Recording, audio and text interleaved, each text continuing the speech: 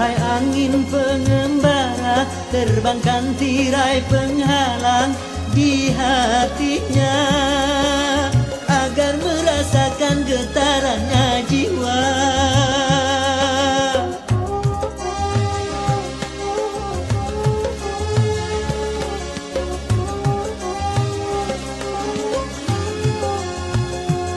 Wahai burung duta suara, dendangkan lagu untuknya tentang cinta, agar hirau akan hatiku yang lara.